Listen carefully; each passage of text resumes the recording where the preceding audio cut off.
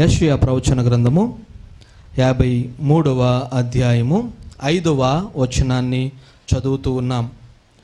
మన అతిక్రమ క్రియలను బట్టి అతడు గాయపరచబడెను, మన దోషములను బట్టి నలుగగొట్టబడెను, మన సమానార్థమైనటువంటి శిక్షను ఆయన మీద పడెను, అతడు పొందిన దెబ్బల చేత మనకు స్వస్థత కలుగుచున్నది. సరిపోతుంది.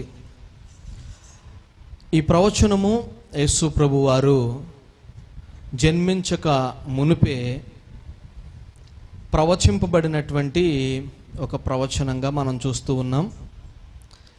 ఈ ప్రవచనములో ఆఖరి మాట ఈరోజు మనం ధ్యానం చేయబోతూ ఉన్నాం. అందులో ఆఖరి మాట ఏం చెప్తుంది? అతడు పొందిన దెబ్బల చేత మనకు స్వస్థత కలుగుచున్నది. ఒక్కొక్క రోగానికి ఒక్కొక్క మెడికల్ టర్మ్స్లో ఒక్కొక్క డోసేజ్ ఉంటుంది. జ్వరం వచ్చిన వారికి పలానా మెడిసిన్ వాడితే తగ్గుతుంది అని తెలుస్తుంది. ఆ తరువాత ఒక్కొక్క డిసీజ్ని బట్టి, సిమ్టమ్స్ని బట్టి ఆ వచ్చిన సిమ్టమ్స్ని ఎలా తగ్గించాలి అనేటువంటి దాన్ని డాక్టర్స్ బాగా ప్రిస్క్రైబ్ చేసి అధ్యయనం చేసి ఈ రోగానికి ఈ ట్యాబ్లెట్ వాడితే, ఈ రోగానికి ఈ మందు పోస్తే తగ్గుతుంది అనేటువంటి ఒక అవగాహనలోనికి వారు వచ్చి ఎప్పటికప్పుడు అప్డేట్ అవుతూ మనకు మందులు అందిస్తూ ఉంటారు. కానీ మనం చూస్తున్నటువంటి ఈ అధ్యాయంలో, ఈ వచనంలో చాలా డిఫరెంట్గా కనబడుతూ ఉంది. ఇక్కడ వచ్చినటువంటి ప్రవచనం కూడా అతడు పొందుతున్నటువంటి దెబ్బల చేత మనకు స్వస్థత కలగటం ఏంటి? ఒక వ్యక్తి మన కొరకు దెబ్బలు తింటే ఆయన తిన్నటువంటి దెబ్బలకు, ఆయన తిన్నటువంటి అవమానానికి, ఆయన పడినటువంటి ప్రతి బాధకు మనం స్వస్థపడటం ఏంటి అనేటువంటి ఒక ప్రశ్న వస్తూ ఉంటుంది. ఇది ప్రాక్టికల్గా ఆలోచించినప్పుడు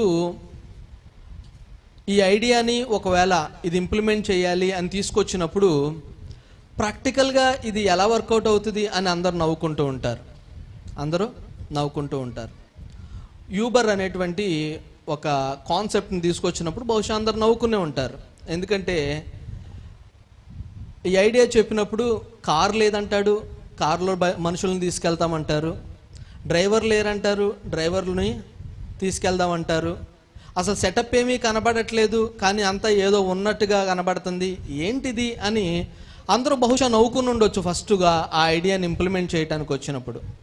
కానీ అది రియల్ టైంలోకి ఇప్పుడు వచ్చినప్పుడు మీరు హైదరాబాద్ కానీ, చెన్నై కానీ, బెంగళూరు కానీ, ఇంకా కొన్ని మెట్రోపాలిటన్ సిటీస్లో కానీ, విజయవాడ కానీ మనం వెళ్తూ ఉన్నప్పుడు ఫోన్ ఓపెన్ చేసి యాప్లో పలానా అడ్రస్కి వెళ్ళాలి అని అడ్రస్ సెలెక్ట్ చేసుకుని ఓకే అని క్లిక్ చేయగానే కొద్ది నిమిషాల్లోకి మీ ముందుకు ఏమొస్తుంది? ఒక వెహికల్ వచ్చి ఆగి మిమ్మల్ని ఎక్కించుకుని తీసుకెళ్ళి దింపవలసినటువంటి డెస్టినేషన్ ప్లేస్లోకి తీసుకెళ్ళి దింపి వెళ్ళిపోతూ ఉంటుంది.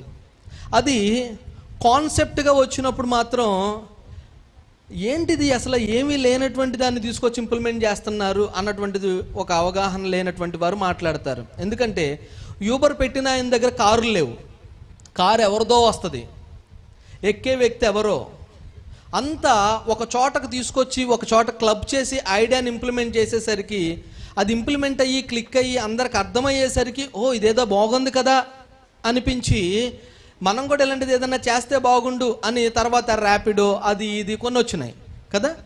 అంటే అర్థం కానంత వరకు అది ఎదుటి వ్యక్తికి చెప్తున్నప్పుడు చాలా హాస్యాస్పదంగా ఉంటుంది. సువార్తను గూర్చినటువంటి మాట కూడా అందుకనే అలా అన్నారు.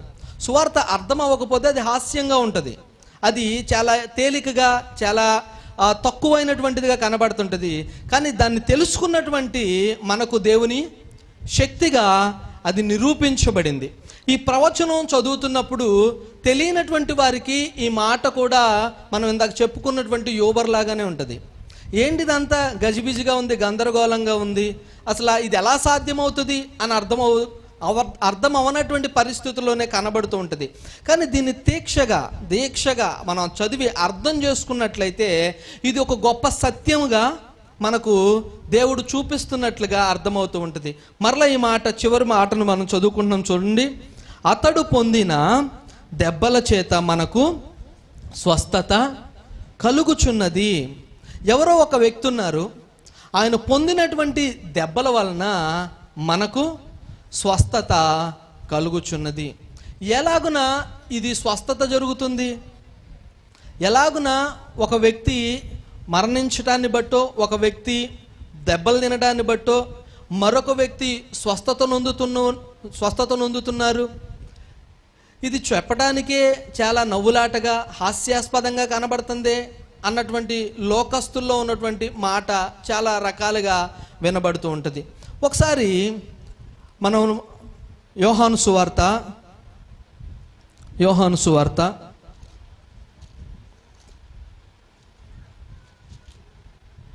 5వ అధ్యాయము 6వ వచనాన్ని చూస్తున్నాం. చూడండి ఒకసారి. యోహాను సువార్త 5వ అధ్యాయము 6వ వచనం. యేసు వాడి పడియుండుట చూచి వాడప్పటికి బహుకాలము నుండి ఆ స్థితిలోనున్నాడని ఎరిగి స్వస్థపడగోరుచున్నావా అని వారిని అడుగగా ఇక్కడ మనం చూస్తున్నటువంటి ఒక వ్యక్తి బెతెస్దా అనేటువంటి కోనేటి దగ్గర దరిదాపుగా 38 సంవత్సరాల పాటు అస్వస్థతతో కనబడుతూ ఉన్నారు. ఈ రోగికి స్వస్థత రావట్లేదు. ఆయన కానీ ఒక హోప్ ఉంది. ఆ హోప్ ఏంటంటే, నేను స్వస్థత నొందాలి, నేను ఎలాగైనా బాగుపడాలి, నా రోగము నుంచి నేను తప్పించుకున్నటువంటి వ్యక్తిని అయి ఉండాలి, నన్ను స్వస్థపరచడానికి ఎవరైనా నాకు సహాయం చేస్తారేమో అన్నటువంటి ఒక ఆలోచన చేత ఒక వ్యక్తి 38 సంవత్సరాల నుంచి ఒక వ్యాధి చేత బాధపడుతూ బెతెస్దా అనేటువంటి కోనేటి వాగు దగ్గర ఉన్నారు.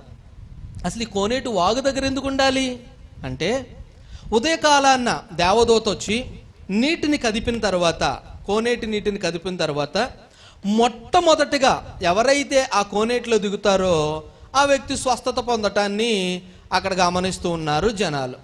అది ఆ నోట ఈ నోట పడింది. ఆ పడినటువంటి మాట ఇక్కడ కనిపిస్తున్నటువంటి 38 సంవత్సరాల నుంచి బాధపడుతున్న ఈయన దగ్గరకు వచ్చింది.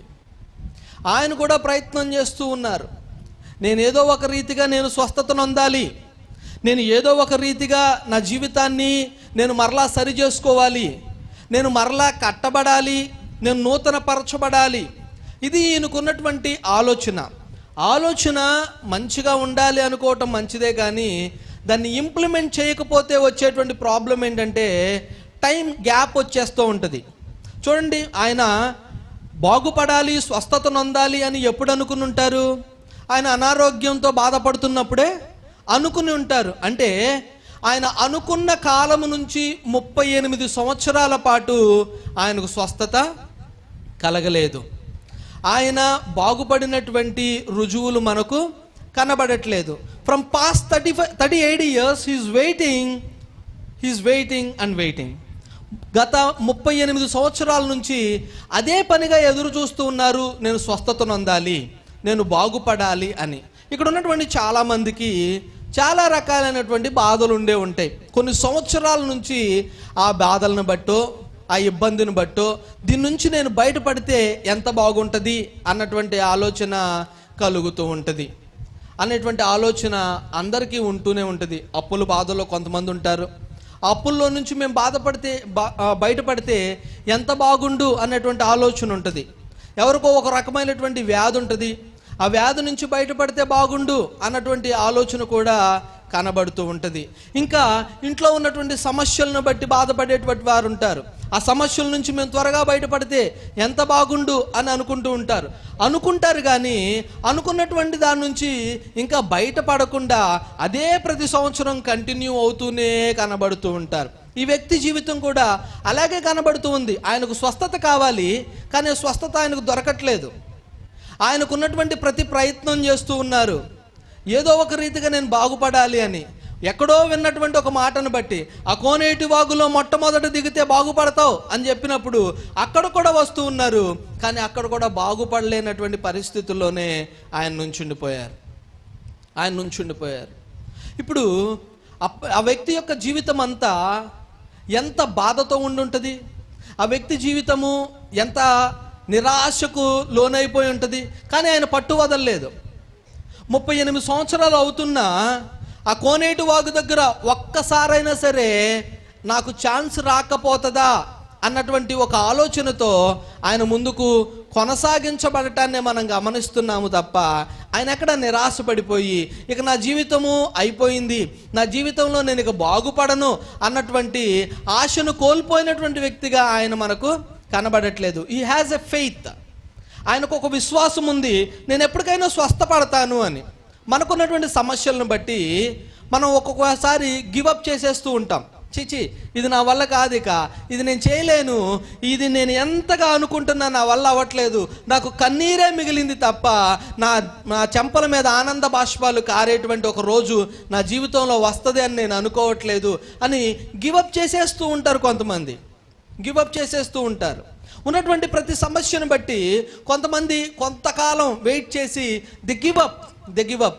శారా విషయంలో కూడా అదే జరిగింది. అబ్రహాముకు దేవుడు వాగ్దానం చేశారు, తర్వాత దూతగా ఆయన వచ్చి మాట్లాడుతున్నప్పుడు నీకు సంతానం కలుగుతుంది అని చెప్తున్నప్పుడు ఇంట్లో నుండి ఆమె ఏం చేశారు?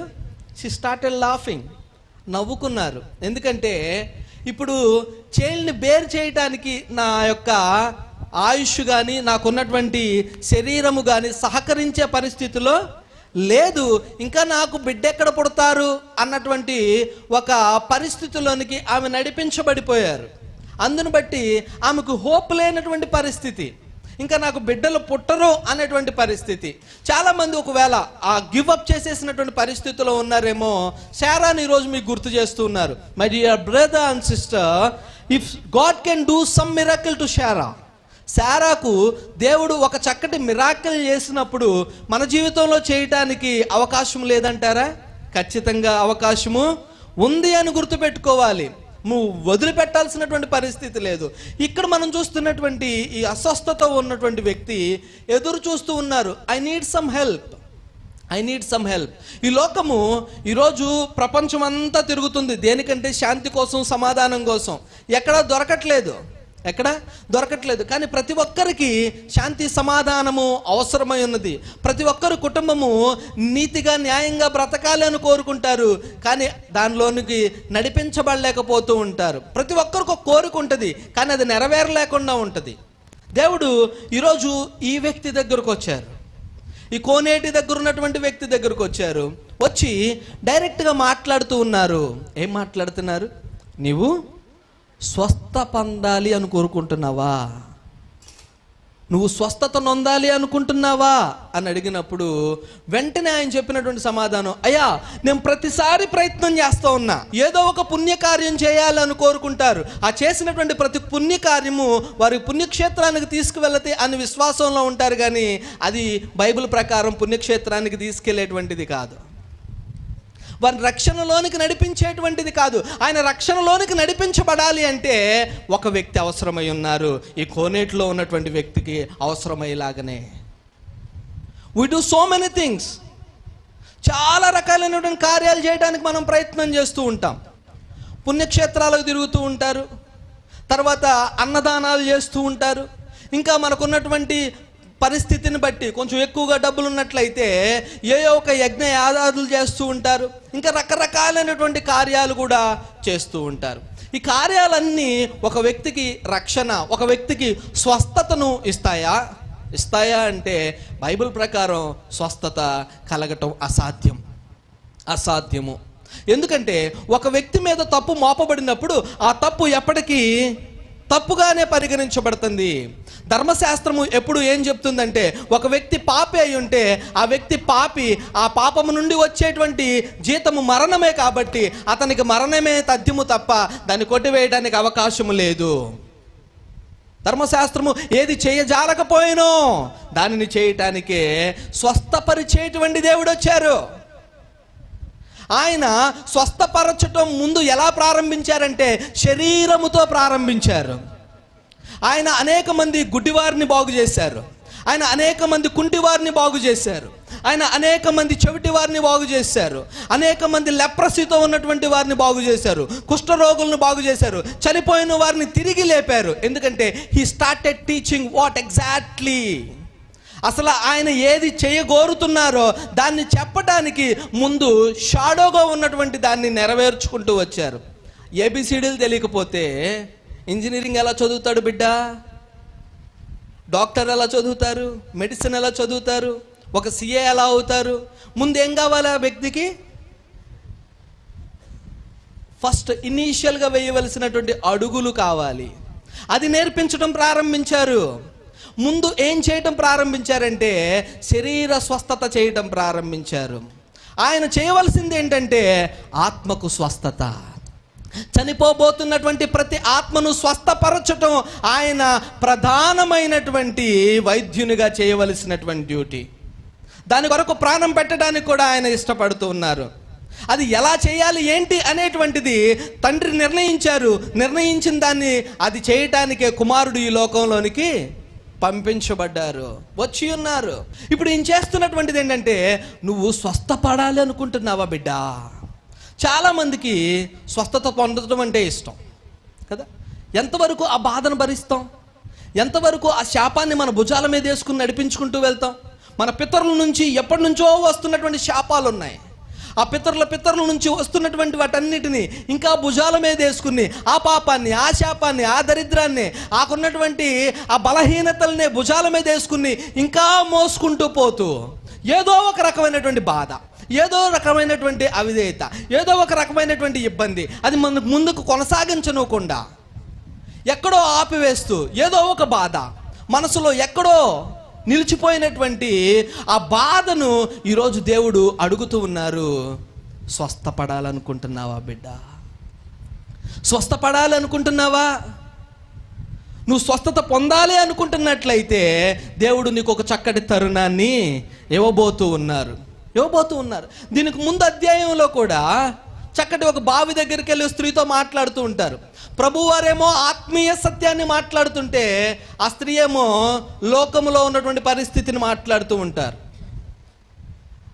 అయ్యా, మీరేమో యూదులు, నేనేమో సమరయ స్త్రీని, మీరేమో గొప్పవారు, మేమేమో తక్కువ వారము, మీరేమో నీళ్లు తెచ్చుకోలేదు, తోడుకోవడానికి కనీసం ఏమీ తెచ్చుకోలేదు, నీళ్ళు ఎలా తాగుతారు మీరు?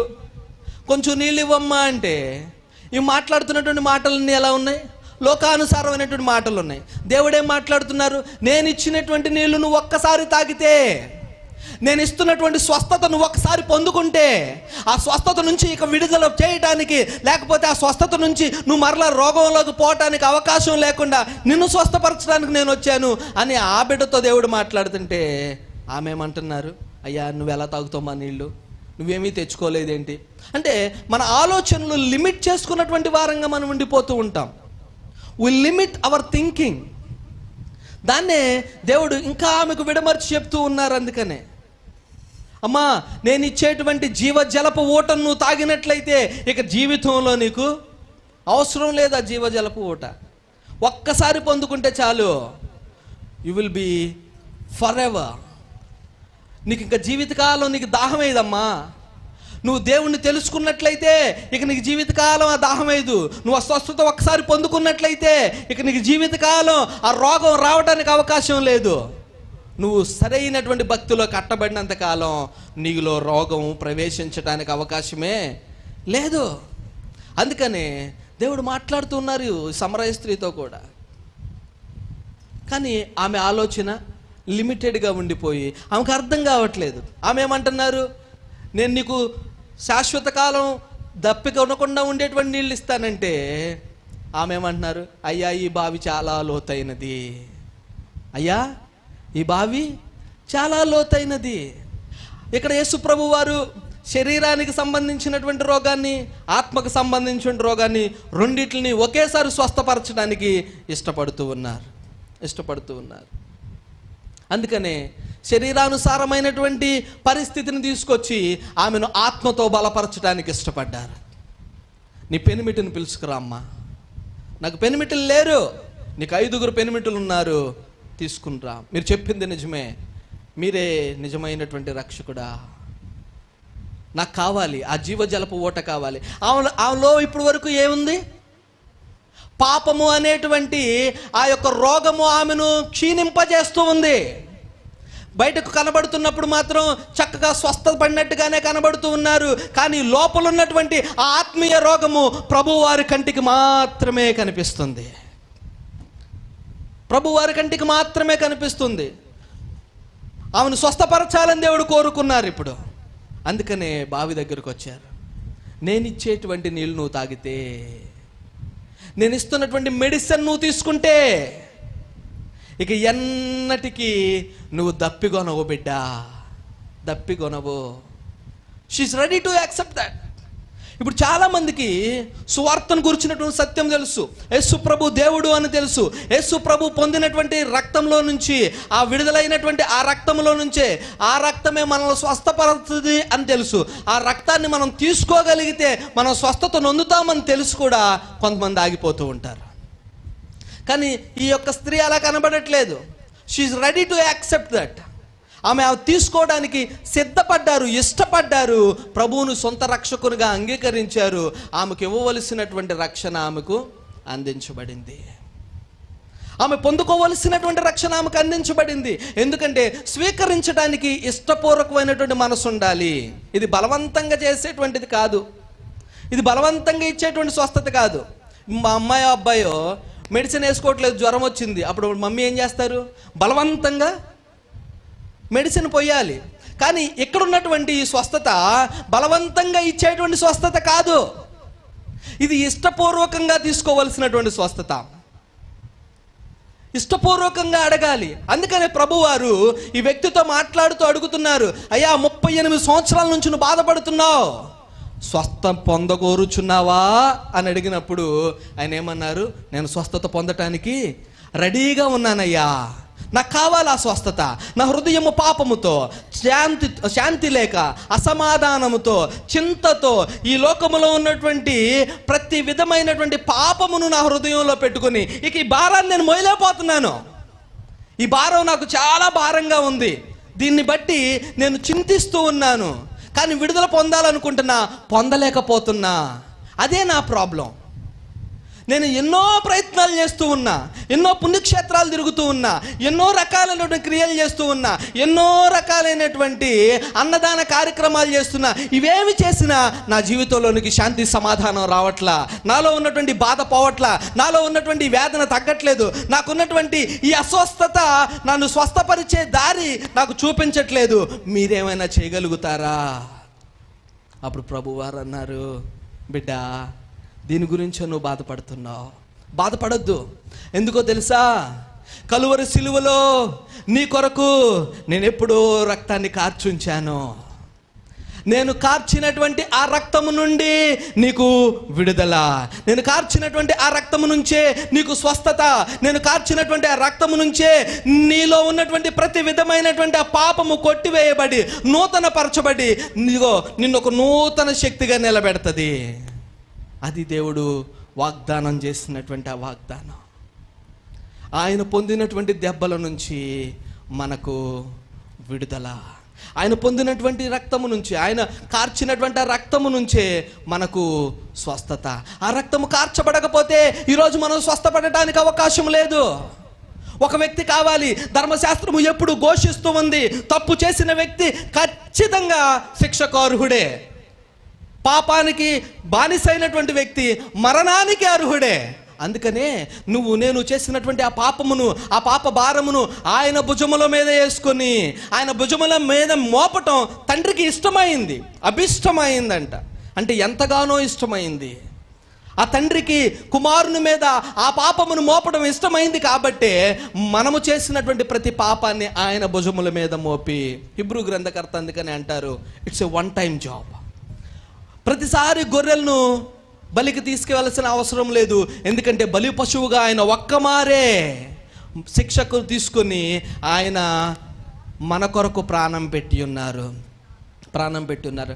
దేవుడు ఇప్పుడు యేసు ప్రభు వారు అడుగుతున్నారు, స్వస్థ పొందుతావా అని. అంటే వెంటనే అయ్యా నేను స్వస్థ పొందకోరుచున్నాను. వెంటనే దేవుడు అన్నారు, లేచి నీ పరుపు ఎత్తుకొని నడువు అని ఎప్పుడైతే చెప్పారో ఆయన వెంటనే దిగ్గున లేచి పరుపు ఎత్తుకొని నడవటం ప్రారంభించారు. ఈరోజు దేవుడు నీతో మాట్లాడుతున్నారు. నీ పరుపు ఎత్తుకొని నడవాలనుకుంటున్నావా బిడ్డ? ఏ పాపంలో పడిపోయామో, ఏ శాపంలో పడిపోయామో, ఏ అతిక్రమంలో పడిపోయామో, ఏ కుటుంబంలో ఉన్నటువంటి ప్రతి పరిస్థితిని బట్టి ఇంకా కృంగిపోయి భక్తి అనేటువంటి మెట్టులో కట్టబడలేక, సహవాసం అనేటువంటి మెట్టులో కడగబడలేక, లేకపోతే దేవునిలో నేను నడవలేకపోతూ ఉన్నాను, నా ఆధ్యాత్మిక జీవితం ఒక చోట ఆగిపోయింది, అక్కడి నుంచి నా యొక్క జీవితం కుంటుబడిపోయిందిగా ఉండిపోయింది, నేను అడుగులో అడుగు వేస్తూ మరలా నడవాలని కోరుకుంటూ ఉన్నాను కానీ నడవలేకపోతూ ఉన్నాను, సహవాసంలో ఉన్నటువంటి నా తోటి సహోదరులతో కలిసి నేను మరలా పరిచర్యలో కొనసాగించబడాలనుకుంటున్నాను కానీ కొనసాగించబడలేకపోతూ ఉన్నాను, నాకు ఒక అవకాశం కావాలి అని నువ్వు కోరుకుంటున్నట్లయితే ఇదే దేవుడు నీకు ఇస్తున్నటువంటి సరైన అవకాశం. స్వస్థపరచబడాలి అనుకుంటున్నావా? వెంటనే దేవుడు అంటూ ఉన్నారు, లేచి నీ పరుపెత్తుకున్నాడు. నువ్వెక్కడ ఆగిపోయావో అక్కడి నుంచే లేవాలి. ఆయన అక్కడ ఆగిపోయారు, ఆ కోనేటి దగ్గర అక్కడే ఆగిపోయి అక్కడే నిలిచిపోయి ఉన్నారు. ఇక అక్కడి నుంచి అడుగు వేయడానికి ఆయనకు అవకాశం లేనటువంటి పరిస్థితుల్లో ఉండిపోయారు. దేవుడు ఒక్కసారి ప్రోత్సహించి ఆయన కార్చినటువంటి రక్తము ఆయన మీద ప్రోక్షించి ఇక దిగ్గున లేచి నిలబడి నడువు అని చెప్పినప్పుడు వెంటనే ఆయన లేచి నడుచున్నట్టుగా ఈరోజు దేవుడు నీతో మాట్లాడుతున్నారు, లేచి నిలబడు, దేవుడు నిన్ను స్వస్థపరుస్తారు. దేవుడి కొద్ది మాటలు దీవించునుగాక. ఆమేన్.